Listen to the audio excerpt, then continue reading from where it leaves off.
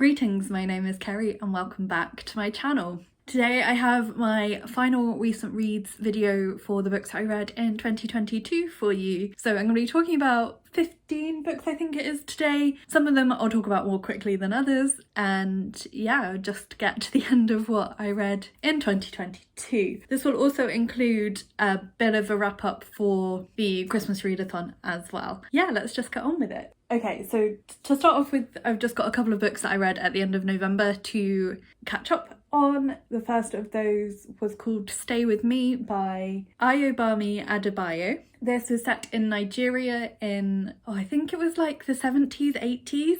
Follows a woman who is, she thinks, happily married, apart from she has not had a child yet, and her family and her husband's family are putting pressure on her to have a child every month that she fails to get pregnant. The pressure increases until they suggest that the husband takes a second wife. This puts the first wife, whose name I can't remember, puts her in a difficult position, and she starts to go to more extreme measures to try and have a baby. And then it's kind of everything that unfolds in their family following this situation. It was really emotive in how it was written. Yeah, the relationships between the different characters and the interplay between them, particularly the relationship between the first wife and the second wife and all that comes from that. The secrets and the lies between the different members of the families. It was really well done. Yeah, very much enjoyed it. It's a bit hazy in my memory because I've read a lot of stuff since then, but definitely one worth picking up, particularly if I hadn't already read a book for Nigeria for Read Around the World. This would have been a great one to read for that. So yeah, really enjoyed that one. I gave it 4 stars. It's already gone back to the library. Very briefly gonna mention a reread, which was Bathsheba Reluctant Beauty. This is one of the books I'm analysing for my research, so I reread that one. Not gonna go into a lot of detail about it because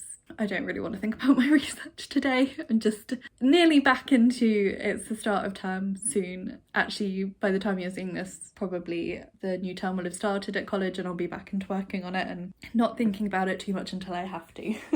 And then I read The Mistress of Spices by Chitra Banerjee Davakaruni. I'm probably saying that wrong, so apologies if I am. This was one that I picked up in my charity shop splurge after I had COVID, and yeah, it just appealed to me. I was trying to decide between reading this and a different book and read the first chapter of both, and this was the one out of the two that grabbed my attention slightly more at that point. I will still read the other one, which is the one I've got out from the library. This is kind of magical realism. It's set in California, where Tilo, who is from India, runs a spice shop, but it's not an ordinary spice shop because as well as providing people with the spices they need for cookery, she also adds in the things they need to help their lives improve, whether it's something to give them more confidence or, you know, help an unsettled relationship. And she starts to get more and more drawn into the lives of her customers, even though this puts her own position at risk. And there's a character who she refers to as her lonely American, who draws her more and more out of herself, and she has to make a big decision between everything that she's understood her life to be and everything that it could be. I thought this was really beautifully written. It was really different from anything I've read before as well, which I quite liked. It goes back and forth between Tilo's current life and her past existence and how she's ended up where she is. Really interesting magical ideas, like the magic system in it is really clever. Yeah, I thought it was lovely and I'm really glad that I picked it up. It's not one that I'd ever heard of before and just happened to see it in a charity shop and thought it looked interesting. So yeah, really glad that I bought that one and read it, and probably something that I would reread as well, so I gave that one 4 stars. Next I read another library book, which was Ghosts by Dolly Alderton. This was a contemporary, quite bittersweet, looking at modern dating, what it's like to be dating, and actually there was a lot that was quite relatable in that the protagonist Nina is trying online dating for the first time, having recently come out of a long-term relationship, and it examines kind of the pitfalls of that. It's quite scathing about the emotional maturity of men of my generation. and made me quite relieved to have found a nice man and not be in the world of online dating anymore. There were some really interesting plot lines in this book, and not just about Nina's dating life, but also about her relationship with her parents as her father becomes more elderly and frail, and her friendship with her best friend and how that is challenged by like being at different life stages. Her best friend has been happily married for a few years and has 2 children, and what that does to her friendships. So there was a lot about female friendships and family relationships as well as romantic relationships. It was quite sweet in a lot of ways, and there was a lot that I enjoyed about it. Quite humorous too. So it was just one that I picked up randomly from the library. I'm not going to rush out to read more books by Dolly Alderton. I did enjoy it, but it's not one that I'd read again. I gave it 3 stars. And I'm very quickly going to go through some books that I read for uni stuff, so I'm not going to go into a lot of detail about these. The first one was our seminar book for our postgraduate research seminar this term, which was The Holy Spirit and Christian Experience by Simeon Zahl. I only got a hard copy of this halfway through, so the first few seminars I was reading the ebook from the college library, so which is why it suddenly starts being tapped halfway through. This was quite interesting. Not my field, this is more doctrine, whereas I'm a practical theologian, but certainly some really interesting stuff in there. We had some really good debates about it as well, and it was a good time in seminar. And then I have 2 books by the same author that I picked up for an assignment I was doing. Found them really interesting. So we've got Leading Lessons and Leading Ladies by Jeanne Porter. These are 2 books about women in leadership based on stories from the Bible. I found them really, really encouraging and really interesting, and the sort of thing that I would read again. So I got these out of the college library, but I'm going to see if I can track down my own copies, because I think they'll be really useful to reread, but also to lend to young women who are thinking about positions of leadership, and not just in the church. Jeanne Porter herself she's been involved in business as well, and has been in positions of leadership in both religious and secular organisations, and does a lot of instructional stuff for women in leadership roles. So really interesting. And then this is one that I picked up for my research. This is Bathsheba Survives by Sarah Koenig. You can see lots of tabs on this one. The focus of my own research is looking at the story of Bathsheba as it's retold in romance fiction. So this was a really interesting insight into the different ways that Bathsheba has been understood through the centuries. So yeah, those are all really interesting, really useful. Not really got a lot more to say about them though. Okay, so next I had another reread. This is Plain Bad Heroines by Emily M. Danforth. This was meant to be our Space Sirens book for October. Events got a bit away from us, so we're actually going to be talking about this book probably end of January, beginning of February. I'd nominated this book for book club because I've read it the year before. I read it in 2021 and really enjoyed it, and I thought it would be a good one for book club to pick up. It is quite a fat book though, so for various reasons people didn't manage to get to it, hence the delay in the live show. But I really love this. This is very queer gothic horror. It follows a location, a former school for girls called Brookcants, and the story starts in the beginning part of the 20th century with 2 students at the school, Flo and Clara, who die horrifically in a wasp attack. And the wasps, the yellow jackets, feature throughout the book. So the story then follows the aftermath at the school of what happened following the deaths of these 2 students, but then also traces back the history of Libby Brookcants, the founder of the school, and how she ended up at the school. About 100 years later, a young writer called Merritt writes a book about what happened at the school, and then that book is being made into a film. And so the other avenue of the story, the other part of the plot, follows Merritt and the 2 lead actresses of the film, Harper and Audrey, and what happens with the making of the film. So there's kind of layers of story, which I really love. The atmosphere of this book is so well done, I think. It is quite slow paced. There's a lot of backstory that gets covered in the first half of the book. I know a lot of people struggle with that. For me, I love character driven books, so finding out the backstories of all the characters I was fascinated by, and I picked up more details on the reread as well. And then the second half of the book, the pace picks up as the elements of the mystery unfold. So I think this is really cleverly written. Pretty much every character in it is queer, gay or bi. So if you like that, you might like this. And yeah, I loved it as much on the reread as I did the first time, so I think I gave it 4.5 stars. I parallel read with that a book called The Story of Mary MacLane by Herself. That is the commonly accepted published title of the work, although I think her intended title was I Await the Devil's Coming. So in Plain Bad Heroines, the girls at the school have an obsession with this book of Mary MacLane's. When I first read Plain Bad Heroines, I didn't realise that Mary MacLane's book was a real book, and then I managed to find the ebook of it afterwards, and so rereading this I read that alongside, and actually it was really interesting to see kind of that insight into the young characters' lives. I found Mary MacLane's book a bit annoying. I can understand why it was sensational at the time and why teenage girls in the early 20th century would have loved it. And maybe if I had read it as a teenager, it would have appealed to me more. Mary MacLane comes across as a bit full of herself, a bit arrogant, and it's definitely the work of a teenager.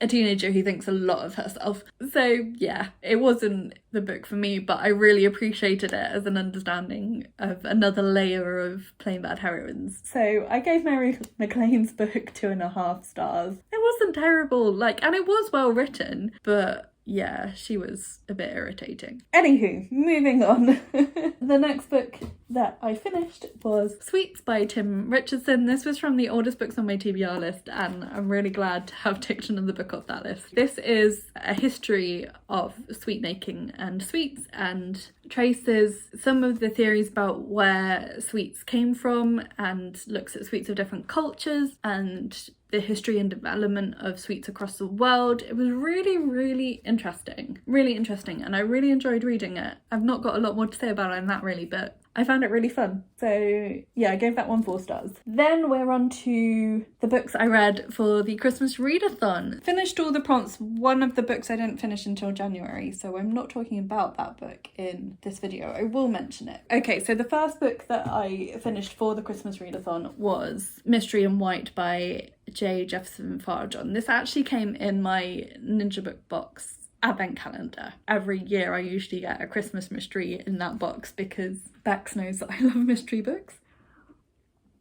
I thought this was going to be a closed circle country house mystery, but actually it wasn't, but it was still really cleverly done. The premise is a train is unable to carry on its journey because of a massive snowstorm, so some of the passengers decide to get off the train and try and make it to the next station, but on the way they get lost in the snow, and then they find this house that's empty, so they take shelter in there. They then discover that there's been a murder, and the story kind of unfolds from there. It has some really interesting characters in it, quite a fun, I don't know if you can hear, it's raining really heavily outside, so yeah, you might be able to hear that.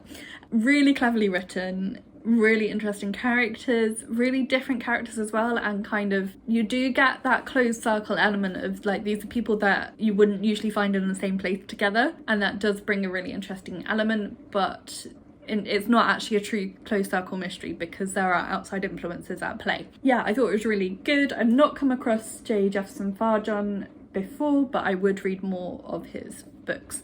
So I read this one for the Deck the Halls prompt, which is a festive word. So we went for white being festive because it's a white Christmas in the book, so I thought that counted. It does also have a Christmas crime story as the subtitle. I also read this on Christmas Eve, so it was my Yola Bocaflod book too. Next I finished the reading list by Sarah Nisha Adams. This I read for my cozy read, which was the Arthur Christmas prompt. This was a really sweet book, quite sad in places, but really beautifully written. It's a love letter to reading, really, which I just found really sweet. It follows 2 characters, Alicia and Mukesh. Alicia has got a holiday job working in the local library, but she really doesn't want to be there. She has quite a troubled time at home. Her mother, it doesn't go into detail about what her mother's illness is, but her mother has a mental illness. From the way it's described, it sounds like she's agoraphobic, so she doesn't like leaving the house. She barely leaves the house, and so Alicia and her brother Aidan are bearing a lot of the weight of caring for her mother. She does start to see the library as a bit of an escape. The other character, Mukesh, he's recently lost his wife to cancer, and he finds one of her library books and realises that she had this great love of reading that he never really understood, so he wants to get closer to her in memory by reading books, but he's a bit intimidated by the library, and Alicia's not particularly polite to him when he first turns up. So she tries to redeem herself. She comes across in an old book a list that someone has written of their favourite books, which says just in case you need it, and it's got 8 books on the list, and so she decides to read them herself and to give the books to Mukesh to read as well, and then they talk about them. It's really beautifully written and just shows the power of story for helping people overcome difficulties in their lives, providing them an escape, and also that not all books are for everyone. They have different reactions to each of the books on the list. There's also a subplot about the different places the list turns up and who finds it and how it brings people together. And it's only right at the very end of the book that you find out where the list came from in the first place. I thought this was really, really lovely, and I think is a book that I will go back to again and again. So really glad I picked this one up in a charity shop when I saw it. The next book I picked up was The Stone Sky by N.K. Jemisin. This is the 3rd book in the Broken Earth trilogy. So I'm not going to go into a lot of detail about what it's about because it's the 3rd book in the series.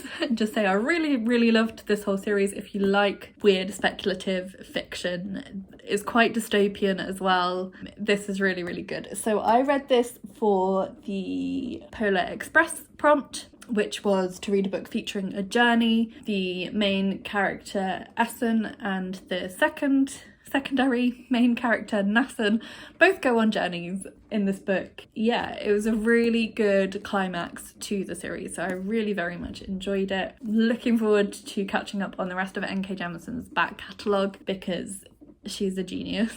So really, really loved this book and gave this one 5 stars as well. I can't remember if I said I gave the reading list 5 stars. Not a lot more to say about it than that. And then the final book that I finished in December was Lullaby by Leila Slimani. So this appeared on a few TBRs last year, you may have seen. This was my second Leila Slimani book. It was kind of a thriller, but it didn't have the tension that I'd expect from a thriller. Maybe it's just me, I don't know. Her other book that I read was historical fiction, which I very much enjoyed. I think just the tone of this one didn't quite hit for me. I read this one for the Home Alone prompt, so a book featuring thieves, con artists or tricksters. There's certainly an element of thievery from a couple of the characters. I was slightly disappointed. It didn't quite live up to my expectation. I think it's blurbed on the back by a newspaper that says Lullaby the next Gone Girl, and I remember while I didn't love Gone Girl, I found it tense and I was really invested, whereas this didn't have that level of tension that I'd expect. It's a domestic thriller, so it's within a family circle. I gave it 3 stars, and I will keep reading this author because I really like the author. I don't know, maybe this would have hit me more if I'd read it in French, although I maybe would have struggled with the language. I don't know whether it is written in 3rd person present tense, which is more common in French and makes more sense in French because of the way tenses work in French, but just this one didn't work for me in English. So that was that one. I gave that one 3 stars. And I should also mention that the other prompt that I did complete was Love Actually, which was a book told from multiple perspectives. I ended up using Plain Bad Heroines for that because I've been reading it for a while, but I read at least half of it during the readathon, so I thought that would count. The one prompt that I didn't quite finish in December, I finished it in January, was Muppet Christmas Carol, which was a book featuring ghosts or time travel, and for that I read Kindred by Octavia Butler, but you'll hear about that in my next recent reads video. So that is it. That is the final recent reads video for 2022. We are now up to date on all the books I read in 2022. So let me know if you read any of these books and what you thought of them. Let me know some of what you read. If you took part in the Christmas readathon, what did you read for that? Or if you just want to let me know that you've been here, let's go for a bookish emoji for the reading list, because that was probably my favourite book that I read in December. You can also like this video if you liked it and subscribe if you haven't already, and you can also follow me on social media. All that information is listed for you in the description box below. But that's it for today, so thank you so much for watching and I'll talk to you again soon. Bye!